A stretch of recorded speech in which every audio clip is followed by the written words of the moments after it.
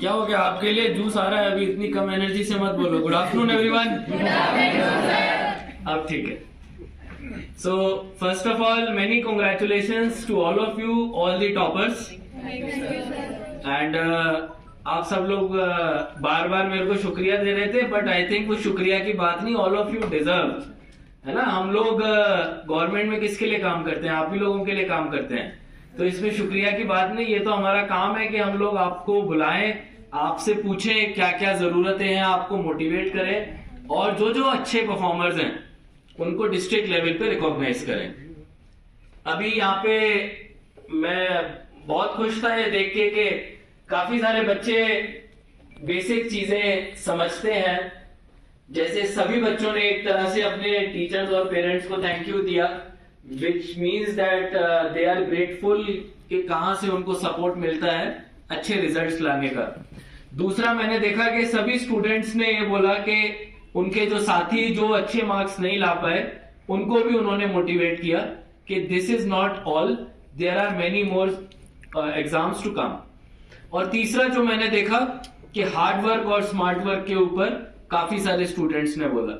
तो एक बात तो डेफिनेट है, दैट इज रूम का आईक्यू लेवल बहुत हाई है, and you all are the brightest and sharpest of Kishtwar. अब जब हम बात करते हैं इसके आगे क्या, क्लास 8th हमने पास कर ली, now all of you are going into class 9th। मेरे को ध्यान है जब मैं क्लास 9th में जा रहा था तो उस टाइम पे मेरा फेवरेट सब्जेक्ट फिजिक्स हुआ करता था, और तब मेरी एक बंगाली टीचर थी, उन्होंने मेरे को जब क्लास पहले हमारी शुरू हुई तो उन्होंने बताया कि जब भी आप अगले लाइफ के 50 साल 60 साल 70 साल 80 साल जितने भी आप जिएंगे, आपको ये टेबल काम आएगी। और वो टेबल थी हमारे जो नंबर सिस्टम्स होते हैं, जिसमें हमारे Yotta zetta exa peta tera giga mega kilo hecto deka deci centi milli micro nano pico femto atto zepto yocto. तो जो ये वाला नंबर सीरीज था,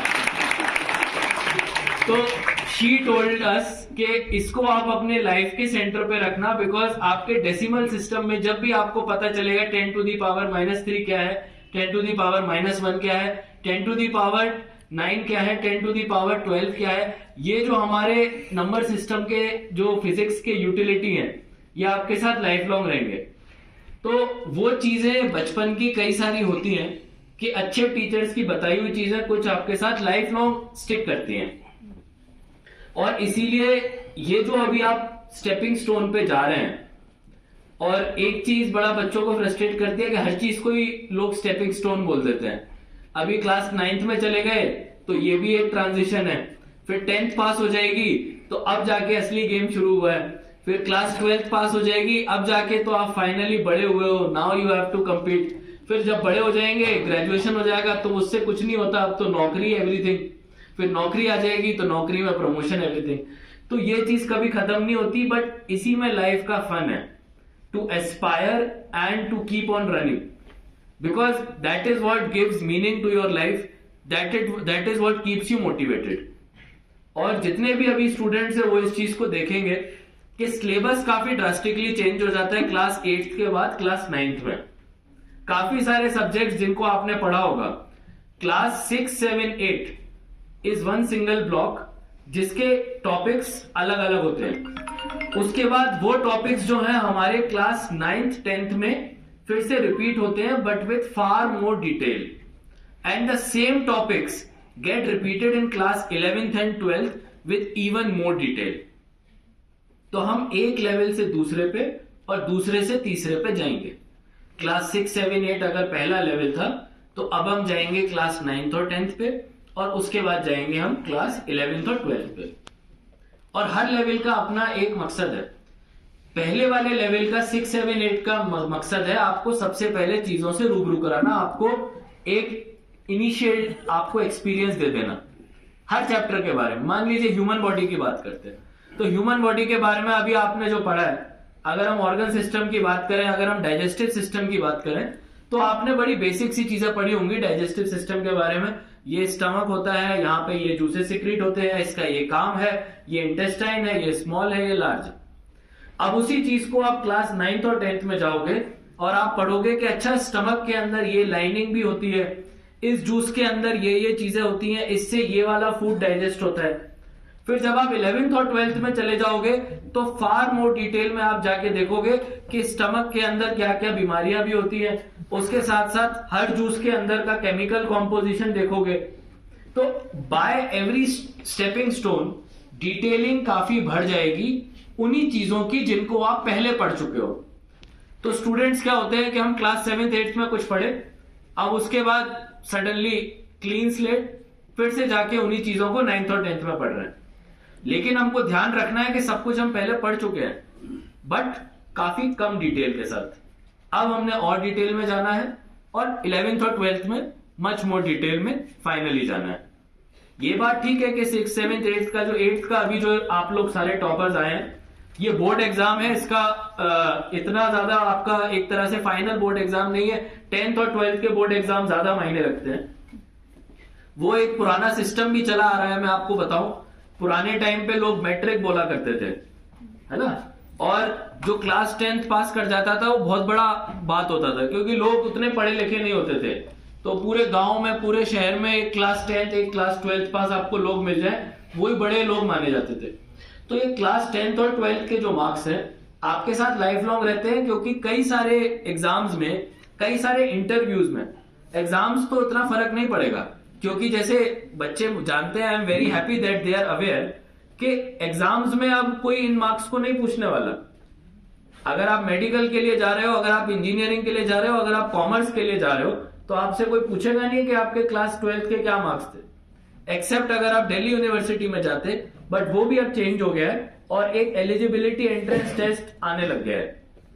क्यों आने लग गया है? क्योंकि over a period of time हमारे जो बोर्ड एग्जाम के मार्क्स थे बहुत ज्यादा हाई होने लगे थे।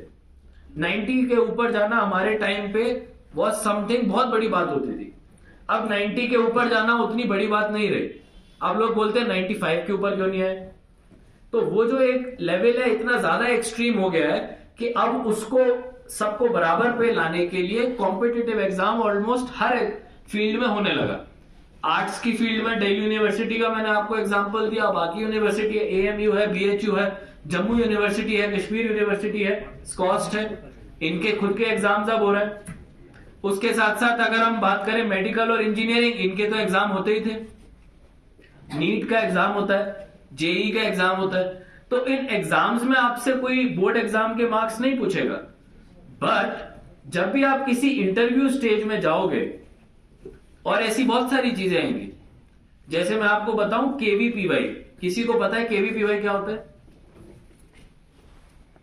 किसी स्टूडेंट को पता है? IISc के बारे में पता है? इंडियन इंस्टीट्यूट ऑफ साइंस है।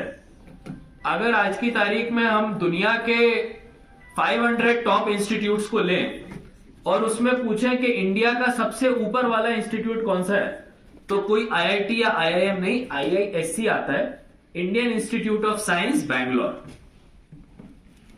और ये जो इंस्टीट्यूट है, यहां पे एक स्कॉलरशिप चलती है, किशोर वैज्ञानिक प्रोत्साहन योजना, KVPY। बहुत ज्यादा जो ब्राइट स्टूडेंट्स होते हैं उनको इंटरव्यू के लिए बुलाया जाता है बेस्ड ऑन द डिसर्टेशन, यानी कि आप किसी चीज पे एक रिसर्च करेंगे, एक पेपर पब्लिश करेंगे और आपको बुलाया जाएगा। उन केसेस में, इस तरह के स्कॉलरशिप के केसेस में आपके इन मार्क्स को पूछा जाता है और उसमें देखा जाता है कि बच्चे ने क्लास 10th और 12th में कितनी मेहनत की। गोज विदाउट सेइंग, जैसे UPSC में भी हम लोग जाएंगे तो हमारे सारे डॉक्यूमेंट्स को वो लोग देखते हैं, तब उसमें वो क्लास 10th और 12th के बोर्ड एग्जाम के मार्क्स को भी पूछते हैं। तो because of that in exams के साथ एक प्रेस्टीज भी आपकी जुड़ जाती है, क्योंकि आप इसी मार्कशीट को अपने साथ जिंदगी भर कैरी करने वाले हैं। तो आप नहीं चाहेंगे कि ये मार्कशीट के मार्क्स आपके कम हो। यू वुड वांट कि ये तो मेरे सबसे बेस्ट परफॉर्मेंस दिखाए। So that is the relevance of board exam marks.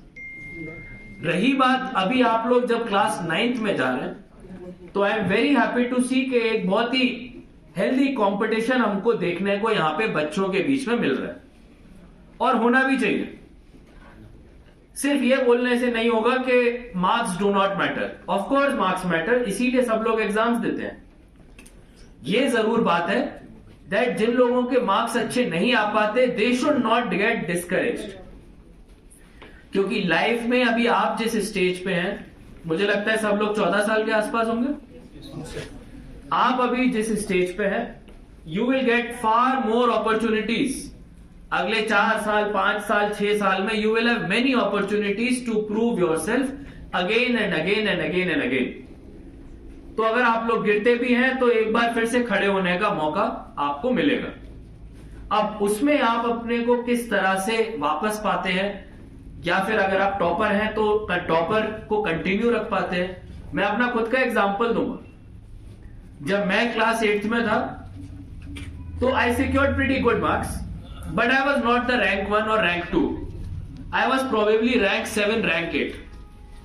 फिर उसके बाद जब हम लोग क्लास 12th में चले गए तो at that time I started coming into rank 1 and 2, while मेरे साथ जो 2-3 लड़कियां थी, जो मेरी जो कलीग्स थी स्कूल के अंदर, वो क्लास 8 की टॉपर थी। वो क्लास 12th तक जाते जाते पता नहीं उनको क्या हुआ, वो रैंक 10 के बाहर भी चले गए और पीछे हो गए। तो कई बार लाइफ में ऐसा होता है कि अभी आप टॉप पे हो, बट आप उस टॉप को मेंटेन नहीं कर पाते हो, और उसके बाद आप डाउनफॉल में चले जाते हो। तो इसीलिए कोई भी स्टूडेंट अगर ये सोचे कि भाई ये रैंक तो मेरे को क्लास 9th में भी आ ही जाएगा, never take anything for granted. Every exam will be a fresh assessment of all of you. आपका फिर से हर एग्जाम में पूछा जाए, आप कितने भी अच्छे हो जाएं, आप आज 99%, 100% लेके आए, जब आप क्लास 10th में फिर से बैठेंगे तब it will be a clean slate. You have to appear again, you have to give your exam. जो मार्क्स आएंगे it will again give you your rank. तो ये कंटिन्यूअस प्रोसेस ऑफ लाइफ है। हमेशा हर लेवल पे आपने अपने आप को इंप्रूव करते रहना है। अभी मैं एक चीज और स्टूडेंट्स को बोलूंगा, जैसे हम लोगों ने गर्ल्स हायर सेकेंडरी में लाइब्रेरी बनाई है, उसी तरह से छात्रों, पाडर और बौंजवा में भी हम लोग 3 लाइब्रेरीज बनाने वाले हैं।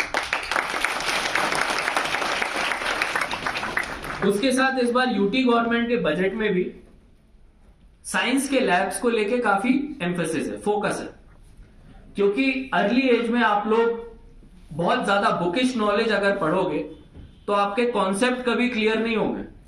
आपने पढ़ लिया और उसको बस आंख बंद करके आंसर शीट पर लिख दिया, लेकिन रियल नॉलेज तब है जब आप उसके कॉन्सेप्ट को समझो, उसके कॉन्सेप्ट को इतना समझ जाओ कि आप उसके बेसिस पे इनोवेट कर सको। और इसीलिए अच्छे साइंस लैब्स बहुत जरूरी हैं और अच्छी लाइब्रेरीज बहुत जरूरी हैं। लाइब्रेरीज में मैं देखता हूं, जब भी जाता हूं, यहां पे भी देखता हूं, everyone reads only competitive exam. सब केवल कॉम्पिटिटिव एग्जाम्स की किताबें पढ़ते हैं।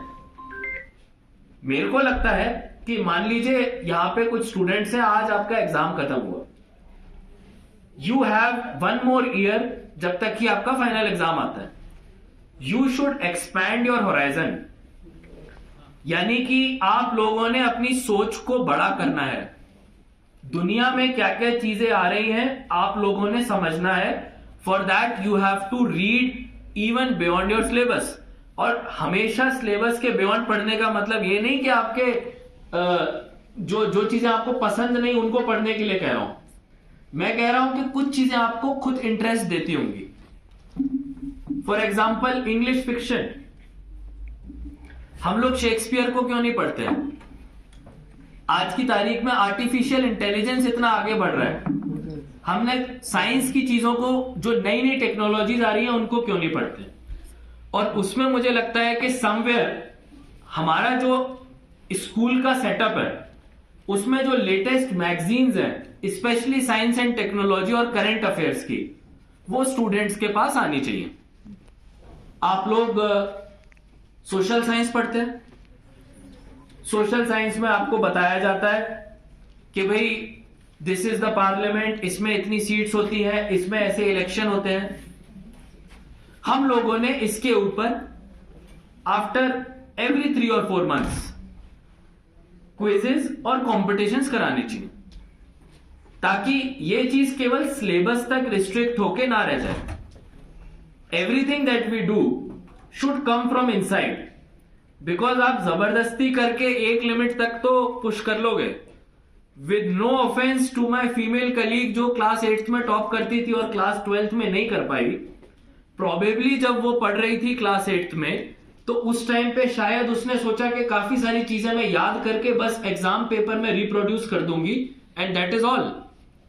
लेकिन जब वो क्लास 12th तक गई, तब that strategy was no longer working, क्योंकि क्लास 12th में कंसेप्ट्स के ऊपर ज्यादा ध्यान था. और उस टाइम पे आपने उस चीज को सिर्फ याद नहीं रखा, बट उसके साथ साथ उसको समझा और उसका रियल लाइफ में भी मतलब निकाला. फिजिक्स की बात कर लें, Newton's law of motion. Every law of motion can be looked around in this place. तो अगर हम हर चीज को अपनी रियल लाइफ से कोरिलेट करेंगे, तो we will be able to have a knowledge which is sustainable and which helps us in the long run. क्योंकि ये जितने भी कॉम्पिटिटिव एग्जाम्स होते हैं, इन कॉम्पिटिटिव एग्जाम्स में कंसेप्ट्स का बड़ा फोकस होता है. याद कितना रखा उतना फोकस नहीं होता, रादर आपने उसको समझा किस तरह से, उस पर फोकस होता है. तो my request to all of you is कि सबसे पहले तो आप सभी को मुबारकबाद. You all have made us proud, so a big round of applause to all of you. Second round of applause to your teachers, education department and your parents. Second वाला कम मत करो, वरना लोग बोलेंगे कि टीचर्स के लिए थैंक यू नहीं दिया. So always be grateful. आपकी सक्सेस में 5-10% आपका रोल रहता है. काफी सारा एलिमेंट लक का भी होता है और काफी सारा एलिमेंट आपके पेरेंट्स और टीचर्स का भी होता है और ऊपर वाले का भी होता है. तो आपने ह्यूमिलिटी से हमेशा नॉलेज की तरफ जाना है. नॉलेज को अपने आप को एक बेटर बनाने का जरिया समझना है. और जो लाइब्रेरीज और लैब्स अभी बने, मैं चाहूंगा कि यहां पे आप लोग literature, science and technology, commerce, current affairs, इन सब चीजों को भी पढ़ें. और जो हमारा गर्ल्स हायर सेकेंडरी है, अगर हम उसमें मैगजीन्स के अच्छे सब्सक्रिप्शंस डाल दें, ताकि अभी जो बाकी लाइब्रेरी बनेंगी वो तो बनेगी 3-4 महीने में, लेकिन ये जो एक लाइब्रेरी चल रही है इसमें लेटेस्ट मैगजीन्स के कुछ सब्सक्रिप्शन रहे, ताकि लोग सिलेबस के बाहर भी जो भी चीजें पढ़ लिया करें. वरना होता यही है कि सिलेबस सिलेबस सिलेबस सिलेबस, उसके अलावा कुछ नहीं पता, बट ये लाइफ उससे बहुत ज्यादा होती है. तो again my all the best to all of you and all of you do well. And आप सबने हमको आज बहुत ही मतलब जिसको बोलते हैं खुशी हुई है सारे टीचर्स को यहाँ पे. We all are happy to have you एंड ऐसे ही आगे अच्छे काम करते रहिए, अच्छे पढ़ते रहिए, अपने पेरेंट्स और टीचर्स को प्राउड करते रहिए. Thank you so much.